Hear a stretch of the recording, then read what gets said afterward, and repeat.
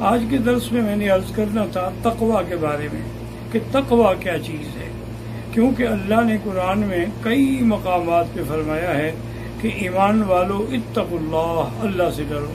اسی طرح رمضان المبارک کے بارے میں بھی اللہ نے فرمایا کہ یا ایھا الذین آمنوا کتب علیکم الصیام کما کتب علی الذین من قبلکم لعلکم تتقون، تاکہ تم تقویٰ حاصل کر سکو۔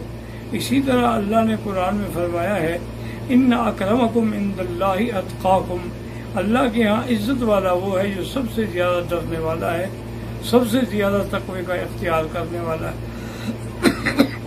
اور اسی طرح اللہ نے فرمایا وَمَن يُعَظِّمْ شَعَائِرَ اللَّهِ فَإِنَّهَا مِن تَقْوَى الْقُلُوبِ، جو لوگ اللہ کے شاعر کی تعظیم کرتے ہیں یہ بھی دلوں کا تقوی ہے۔ اور اسی طرح اللہ نے فرمایا مَن يَتَّقِ اللَّهَ يَجْعَل لَّهُ مَخْرَجًا، جو آدمی متقی بن جاتا ہے اللہ اس کے لیے مشکل سے نکلنے کے راستے خود پیدا فرماتے ہیں۔ وَيَرْزُقْهُ مِنْ حَيْثُ لَا يَحْتَسِبُ، اور اس کو ایسے مقام سے رزق عطا فرماتے ہیں جہاں سے اس کو کبھی گمان بھی نہیں ہوتا۔ گیلان کے علاقے سے یہ بڑا مشہور علاقہ تھا جس میں حضرت عبد القادر جیلانی رحمت اللہ علیہ جن علاقوں میں پیدا ہوئے، وہاں ایک نوجوان تھے جو بڑے ہی متقی، بڑے ہی پرہیزگار اور اللہ کے احکام کی پابندی کرنے والے۔ ایک دفعہ وہ روزے کے ساتھ تھے اور ایک چھوٹے سے ندی کے کنارے پہ چل رہے تھے اور انہیں شدید بھوک لگی ہوئی تھی۔ وہ سوچ رہے تھے کہ یا اللہ میں کیا کر سکتا ہوں، میرے پاس کھانے کو تو کچھ نہیں ہے۔ پھر سوچا کہ چلو ندی تو ہے نا، پانی پی کے افطار کر لوں گا۔ اسی اثنا میں دیکھا کہ ایک سیب جو ہے وہ تیرتا ہوا آ رہا ہے، تو انہوں نے اپنے اس بھوک کے غلبے کی وجہ سے فوراً سیب کو پکڑ لیا اور سیب بھی کھایا اور پانی بھی پیا، افطار کر لیا۔ جب افطار سے فارغ ہوئے تو یکدم خیال آیا کہ اللہ عالم یہ سیب کس کا تھا، میں نے تو بغیر تحقیق کیے ہوئے کھا لیا ہے۔ حالانکہ تحقیق ضروری تھی، کیونکہ حدیث میں آتا ہے حضور نے فرمایا کہ میں گھر میں آیا تو میں نے دیکھا کہ ایک کھجور پڑی ہے، لیکن مجھے خیال آیا کہ کہیں خدا نہ کرے یہ صدقے کی نہ ہو، کیونکہ اگر صدقے کی ہو تو مجھے کھانا منع ہے، تو اس لیے اس کو حضور نے چھوڑ دیا، نہیں کھایا، تاکہ تقوی پر عمل فرمایا اور مشتبہ چیز کے بارے میں دخل نہ دیا۔ تو وہ اس نے پھر سوچا کہ اس کا حل یہ ہے کہ اسی ندی پر جہاں سے وہ سیب آیا تھا نا، اسی کے الٹا راستے سے چلتے چلتے دیکھا کہ آگے ایک سیب کا بہت بڑا باغ ہے اور اس سیب کی ٹہنیاں جو ہیں وہ اس ندی کی طرف جھکی ہوئی ہیں اور اس سے کئی پھل بھی لگے ہوئے ہیں۔ تو وہاں جب گئے تو انہوں نے جا کے دیکھا کہ ایک جھوپڑی میں ایک بزرگ بیٹھے ہوئے ہیں 70-80 سال کے، ان کو سلام کیا اور فرمایا کہ بھائی یہ باغ آپ کا ہے؟ انہوں نے فرمایا نہیں بھائی، میں تو یہاں تقریباً 20 سال سے کام کر رہا ہوں، میں نے تو کبھی اس باغ کا پھل بھی نہیں چکھا ہے، میرا نہیں ہے، میں تو ملازم ہوں۔ انہوں نے کہا مالک کون ہے؟ انہوں نے کہا مالک فلاں جگہ آپ کو ملیں گے۔ تو وہ تلاش کرتے کرتے اس مالک کے پاس پہنچا اور اس سے کہا کہ حضرت مجھ سے غلطی ہوئی ہے، میں اس کی قیمت دینے کے لیے بھی تیار ہوں اور معافی مانگنے کے لیے بھی تیار ہوں کہ ایک سیب آ رہا تھا میں نے کھا لیا، مجھے تسلی اور یقین ہوا کہ واقعی یہ سیب آپ کے باغ کا ہی تھا۔ اب اس کا ایک ہی حل ہے، یا تو مجھے آپ معاف کر دیں یا اس کی آپ قیمت لے لیں۔ انہوں نے فرمایا بھی نہیں، نہ میں معاف کرتا ہوں اور نہ میں تمہیں اس کی قیمت لینے کے لیے تیار ہوں۔ انہوں نے کہا جی پھر اس کا حل کیا ہوگا؟ انہوں نے کہا حل یہ ہے، ایک تو تم میرے پاس 1 سال کام کرو گے، اور دوسرا حل یہ ہے کہ میری ایک لڑکی ہے جو گونگی بھی ہے، بہری بھی ہے، اندھی بھی ہے اور لنگڑی بھی ہے، اس سے شادی بھی کرو گے۔ اگر یہ دونوں شرطیں تمہیں منظور ہوں تو پھر تو میں تمہیں معاف کروں گا، ورنہ میں معاف نہیں کرتا۔ انہوں نے سوچا کہ چلو اللہ کی پکڑ سے تو یہی پکڑ لیتے رہے، 1 سال کی محنت ہی کرنی ہوگی، 1 سال تک کام کرتے رہے۔ 1 سال کے بعد انہوں نے شادی کر دی، شریعت کے مطابق نکاح کر دیا، اور نکاح کرنے کے بعد اس کو لے کے آیا، فرمایا کہ بھئی یہ جو مکان ہے نا یہ میں نے اسی لڑکی کے نام پر رکھا ہوا تھا، اب یہ اس کا ہے اور اسی میں وہ تمہاری ہونے والی دلہن جو ہے وہ کمرے میں موجود ہے، اب آپ اس مکان میں جا سکتے ہیں۔ وہ کہتے ہیں کہ میں جب اندر آیا اور میں نے اس کمرے خاص میں جو سجایا گیا تھا اس میں نظر رکھی تو وہاں تو ایک چاند سے بھی زیادہ خوبصورت لڑکی بیٹھی ہوئی تھی۔ میں ڈر گیا، میں ڈر کے فوراً پیچھے بھاگا، میں نے کہا یہ تو میں غلطی سے آ گیا ہوں، یہ پتہ نہیں یہ اور کوئی لڑکی ہے۔ تو میں باہر جب آیا تو مالک کے مکان سے ملا کہ حضرت آپ نے میرے ساتھ کیوں دھوکہ کیا ہے؟ اندر تو کوئی اور بڑی خوبصورت لڑکی بیٹھی. میں نے کہا اللہ کے بندے یہی وہ لڑکی ہے جس سے تیرا نکاح ہوا ہے. میں نے کہا تھا وہ اندھی ہے کہ اس نے آج تک غیر محرم پہ نظر نہیں ڈالی. میں نے تمہیں کہا تھا کہ وہ گونگی ہے، آج تک اس نے غیر محرم سے بات نہیں کی. میں نے کہا کہ وہ بہری ہے تو آج تک اس نے شریعت کے خلاف کوئی بات سنی نہیں ہے. میں نے کہا تھا کہ وہ لنگڑی ہے تو اپنے گھر سے باہر چل کے وہ کہیں نہیں گئی. میں نے کہا تھا، ورنہ حقیقت یہی میری لڑکی ہے.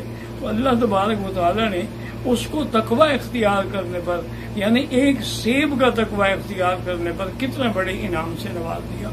امام احمد بن حنبل رحمۃ اللہ علیہ، ان کے ایک بیٹے تھے، صالح ان کا نام تھا. وہ ایک محکمے میں قاضی لگے رہے. تو ایک دفعہ یہ ہوا کہ کچھ ساتھیوں نے دیکھا کہ آج کھانا پکانے کے لیے ہمارے پاس نمک نہیں ہے. تو انہوں نے جا کر وہ نمک صالح کے گھر سے لے لیا اور کھانا پکا لیا، تیار کر لیا. جب کھانا حضرت کے سامنے رکھا گیا تو آپ نے فرمایا بھی آج مجھے کچھ کھانا مشکوک لگتا ہے، کیا اس میں آپ لوگوں نے کیا ڈالا ہے؟ انہوں نے کہا حضرت کوئی نعوذ باللہ کوئی مشکوک چیز نہیں ہے، ہم نے تو آپ کے بیٹے صالح کے گھر سے جا کے نمک لیا تھا. انہوں نے فرمایا میں نے قسم کھائی تھی کہ صالح کے گھر کی کوئی چیز نہیں کھاؤں گا، کیونکہ وہ سرکاری ملازم رہا ہے.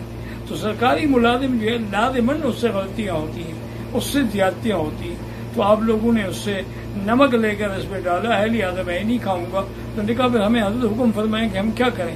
فرمایا باہر لے جاؤ، اگر کوئی غریب مل جائے تو دے دو، ورنہ اس کے نہ ملے کوئی تو پھر دریا میں ڈال دینا، مچھلیاں جانور وانور کھا لیں گے. تو ایک یعنی نمک، اور وہ بھی بیٹے کے گھر سے، حالانکہ ضروری بھی نہیں تھا نعوذ باللہ کہ ان کے بیٹے نے کوئی غلط کام کیا ہو. اسی طرح امام ابو حنیفہ رحمۃ اللہ علیہ کے زمانے میں ایک بکری چوری ہو گئی. تو آپ نے بکریوں والے کو بلایا اور پوچھا بھی ایک بکری کی عمر کتنی ہوتی ہے؟ انہوں نے کہا جی 7 سال ہوتی ہے. تو آپ نے اپنے خادموں کو حکم دیا کہ 7 سال تک اس علاقے سے کوئی گوشت نہ خریدا جائے، ہو سکتا ہے اسی چوری کی بکری کا گوشت ہو. تو لہذا میں کیسے، اگر ضرورت ہو گوشت کی تو کسی دوسرے شہر سے جا کر باقاعدہ بکری خرید کر کے اپنی ذبح کریں، لیکن کسائیوں کے پاس بنا ہوا گوشت نہ خریدیں. ممکن ہے کہ ان کے پاس یہ لوگ سستا سمجھتے ہوئے ایسے چوری کا مال جو ہے وہ خرید لیتی ہیں. اسی لیے میرے آقا کی ایک حدیث مبارک ہے کہ الحلال بین والحرام بین. حلال بھی واضح ہے شریعت میں اور حرام بھی واضح ہے کہ یہ حلال ہے، جیسے نکاح حلال ہے، زنا حرام ہے، سود حرام ہے، تجارت حلال ہے. وبینہما امور مشتبہات، لیکن اس دونوں کے درمیان میں کچھ امور ایسے ہوتے ہیں جن میں شبہ ہوتا ہے کہ اللہ جانے یہ حلال ہے یا حرام ہے. تو آپ نے فرمایا جو آدمی شبہات سے بچ جاتا ہے تو اللہ تبارک و تعالیٰ اس کو پھر حرام سے بھی بچا دیتے ہیں، اور اگر وہ شبہات میں وہ پڑ جاتا ہے تو کبھی نہ کبھی غلطی سے وہ حرام کی حدود بھی چھین بیٹھتا ہے. تو اس لیے شریعت کے جو احکام ہیں یاد رکھیں، اس میں بعض احکام ہیں جن پہ ہم نے عمل کرنا ہے، اس کو کہتے ہیں اطاعت، اور بعض اعمال ہیں جن کو ہم نے نہیں کرنا ہے، اس کو کہتے ہیں تقوی.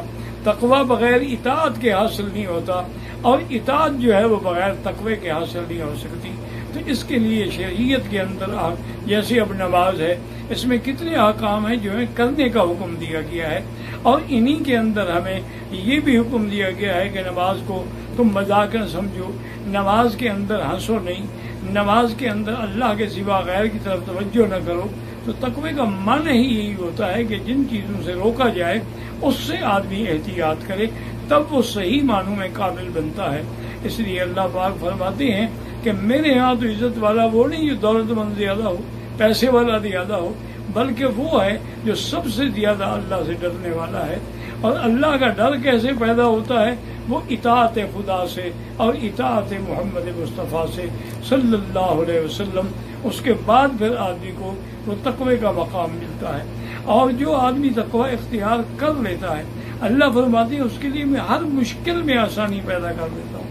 وَمَن يَتَّقِ اللَّهَ يَجْعَل لَّهُ مِنْ أَمْرِهِ يُسْرًا. اسی طرح دوسرے مقام پہ قرآن پاک نے فرمایا فَأَمَّا مَنْ أَعْطَى وَاتَّقَى. یہ سیدنا ابی بکر رضی اللہ تعالی شان میں ہے کہ جس نے صدقہ بھی دیا اور اللہ سے بھی ڈرا.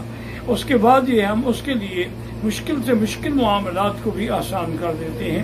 تو تقوی ایک ایسی اہم چیز ہے، اس لیے حکم ہے کہ انسان ہر حال میں ہر وقت یہی سوچتا رہے کہ کہیں مجھ سے یہ گناہ کا کام نہ ہو جائے. تو جب یہ بچنا اختیار کر لے گا تو اللہ تبارک و تعالیٰ، اسی لیے بعض علماء نے لکھا ہے کہ ولی بننے کا طریقہ ہی یہی ہے کہ ان اولیاءہ الا المتقون، اللہ کے ولی وہی ہوتے ہیں جو اللہ سے ڈرنے والے ہوں. انہوں نے کہا کہ تم عبادت کرتے ہو لیکن ڈرتے نہیں ہو، اس کا معنی ہے کہ وہ عبادت بھی تمہاری قبول نہیں.